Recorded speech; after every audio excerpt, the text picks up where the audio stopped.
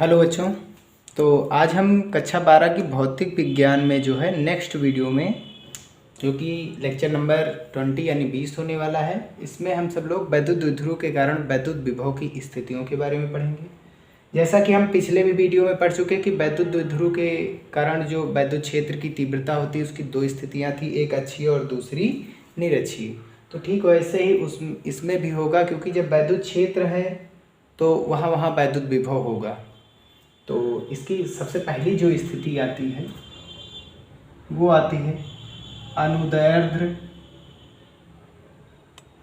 और इसे प्रायः अक्षीय स्थिति कहते हैं। अच्छा, अक्षीय मतलब या अक्ष पर, द्विध्रुव के अक्ष पर विभव निकालना है।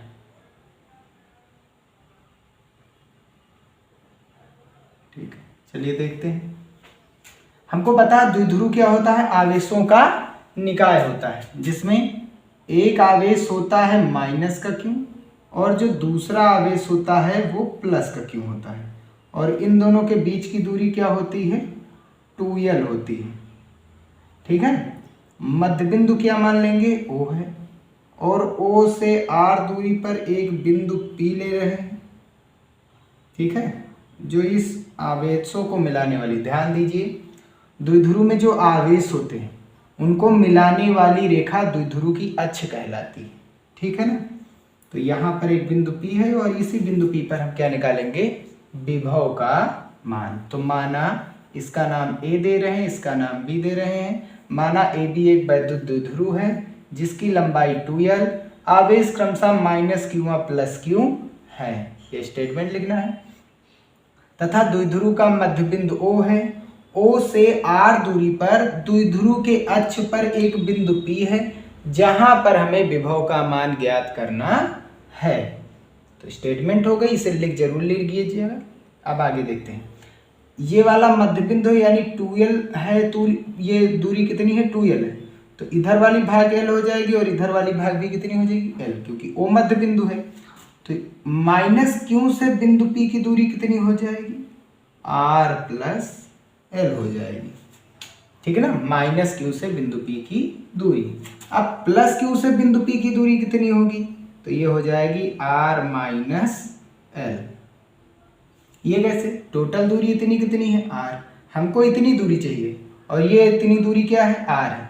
इतनी दूरी चाहिए तो ये दूरी क्या करेंगे, r से हटा देंगे, हटाने का मतलब घटा देंगे, तब इतना आ जाएगा। ठीक है ना, तो सबसे पहले हर एक आवेश अपना अपना विभव उत्पन्न करता है। जैसा कि हम पहले भी वीडियो में देख चुके हैं, पिछले वाले में, कोई एक आवेश क्यों है अपने से r दूरी पर कितना विभव उत्पन्न करता है, k आवेश क्यों बटा दूरी r, तो k क्यों अपान r होता है। तो ऐसे ही -q कितना उत्पन्न करेगा उसका देख लेते हैं। तो -q के कारण p पर विभव, -q के कारण P पर विभव,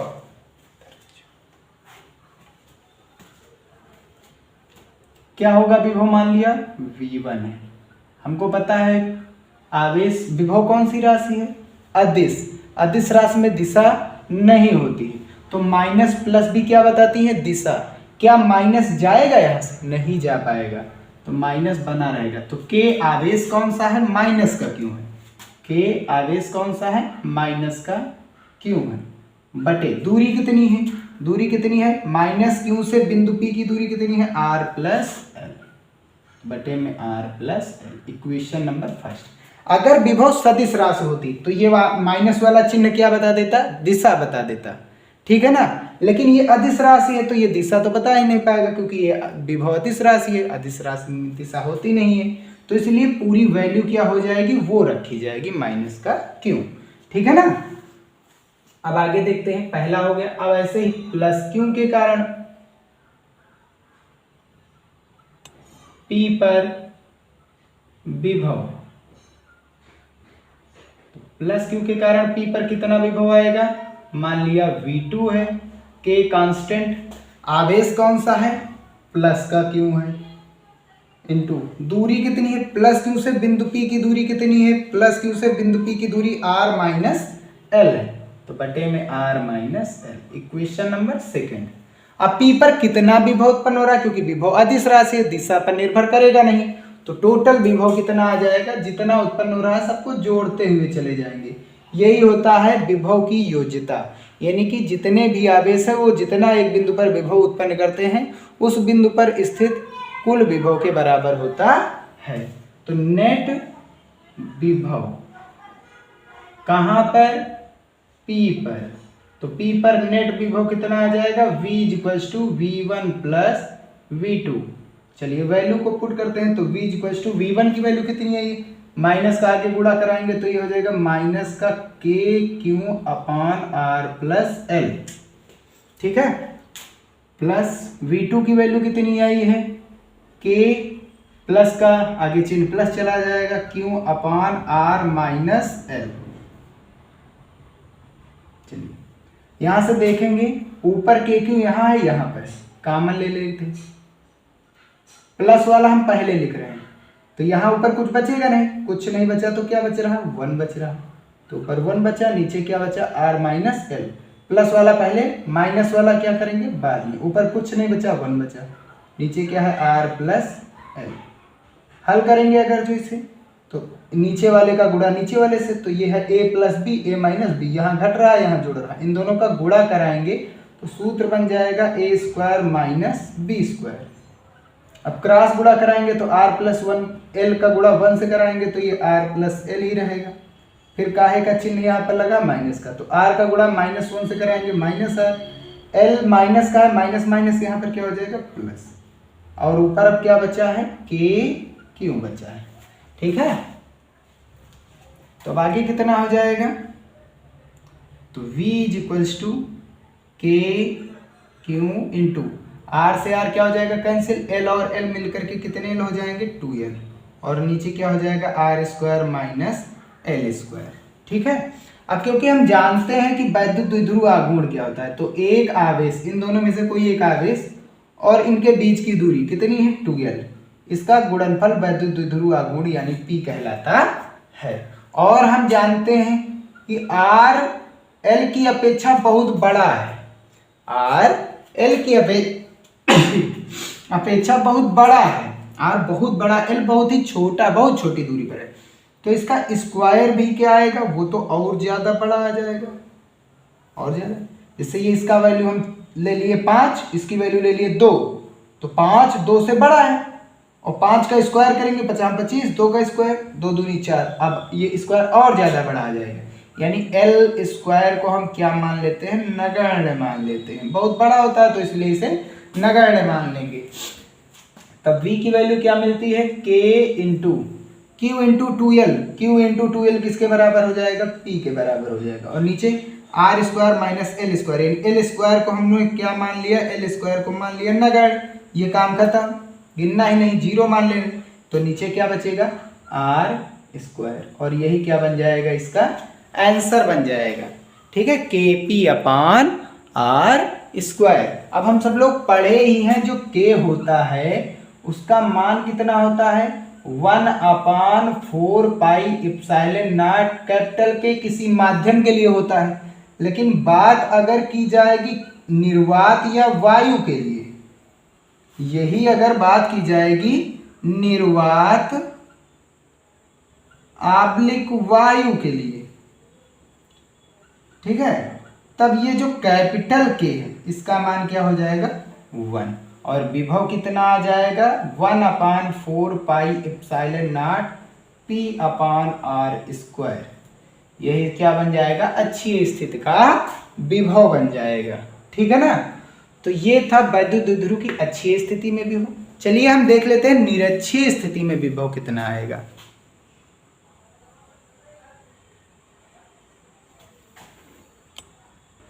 हाँ तो बच्चों चलिए हम शुरुआत कर रहे हैं, जो वैद्युत द्विध्रुव के कारण वैद्युत विभव है उसकी अनुप्रस्थ या निरक्षीय स्थिति। तो ये स्थिति क्या होती है, तो सबसे पहले हम जानेंगे द्विध्रुव क्या होता है।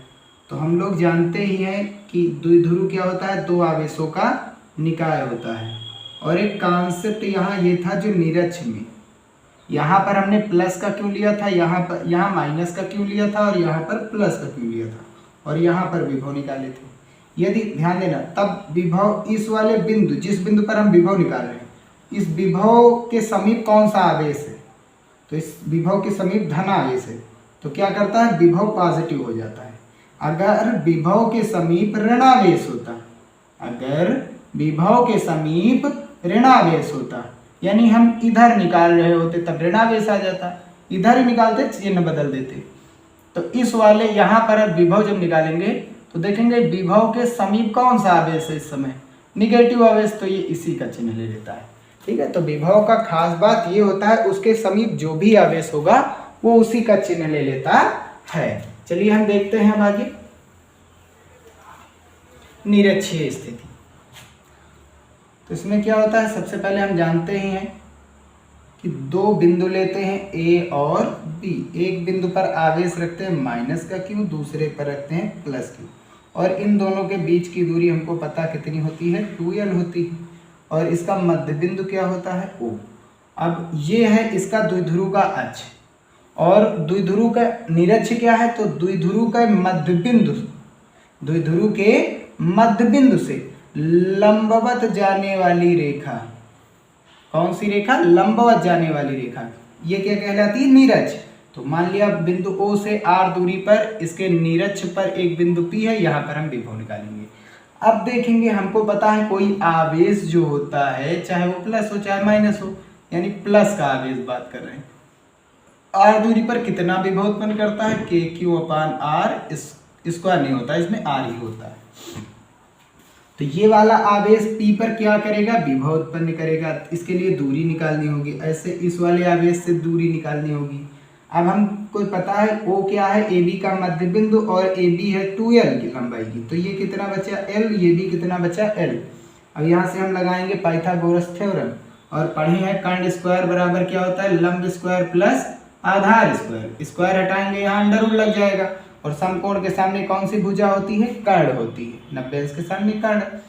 तो लंब कितना है देखो R स्क्वायर, आधार कितना है L स्क्वायर, और किसकी वैल्यू आ गई, कर्ण की, तो कर्ण की वैल्यू कितनी आ गई, under root R square plus L square.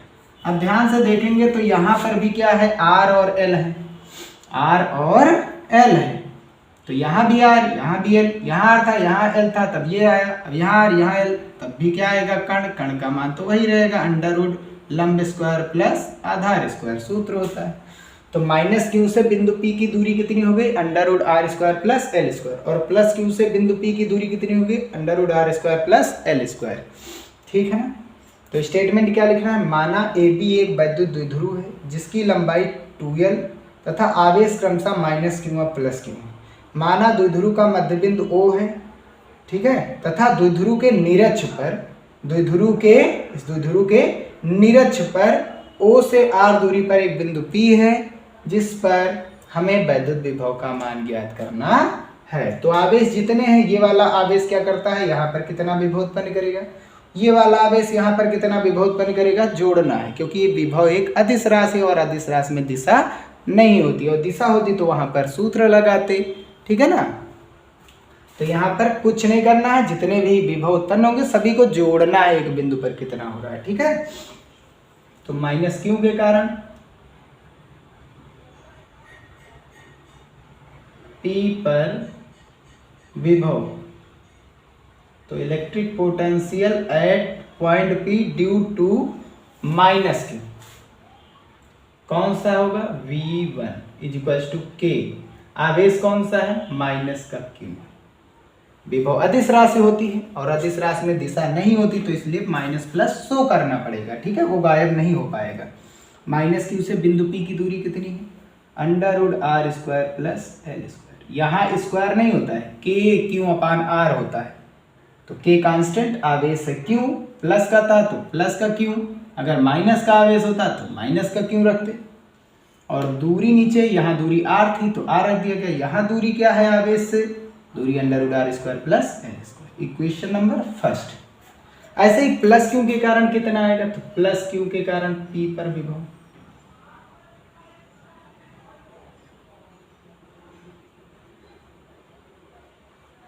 यह है V2, K कांस्टेंट, आवेश कौन सा है, प्लस का Q, प्लस का Q रख दिया गया। बट दूरी कितनी है, प्लस क्यू से बिंदु P की दूरी कितनी है, सेम वही है, √r² प्लस L²। इस क्वेश्चन नंबर सेकेंड हो गया। अब क्या करेंगे हम, P पर नेट विभव निकालेंगे। तो P पर नेट विभव, टोटल कितना विभव उत्पन्न हो रहा है, ठीक है, पहले और दूसरे आवेश के कारण। तो ये होगा V। उसके लिए अब विभव अदिश राशि है तो ये डायरेक्ट जोड़ते हुए चले जाना। तो P पर कुल विभव और जितने उत्पन्न हो रहे हैं विभव आवेशों के कारण आया कुल विभव या उत्पन्न हुआ विभव के योग के बराबर होता है। तो V1 की वैल्यू कितनी है, माइनस का आगे गुणा कराएंगे तो माइनस का KQ अपान √r² plus L² plus V2 की वैल्यू आगे प्लस से गुणा कराएंगे तो KQ अपान √r² प्लस L²। अब माइनस और प्लस घटाएंगे तो कितना बचेगा, 0 बचेगा। तो V का मान क्या आ गया, 0। अतः निरक्षीय स्थिति में द्विध्रुव की निरक्षीय स्थिति में विभव का मान 0 होता है, ठीक है ना। तो यहाँ पर ये समाप्त होता है कि वैद्युत द्विध्रुव के कारण विभव क्या होता है। इसमें हमने दो स्थितियाँ पढ़ी, अक्षीय और निरक्षीय स्थिति।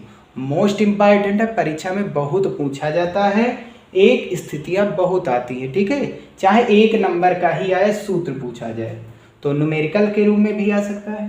तो यहीं पर ये क्लास या लेक्चर समाप्त होता है। अब हम आगे के वीडियो में देखेंगे समविभव पृष्ठ क्या होते हैं, विभवांतर तथा वैद्युत क्षेत्र की तीव्रता में संबंध और विभव प्रवणताएं क्या होती हैं, ठीक है। तो वीडियो पसंद आया हो तो वीडियो को लाइक ज़रूर कीजिएगा, ठीक है।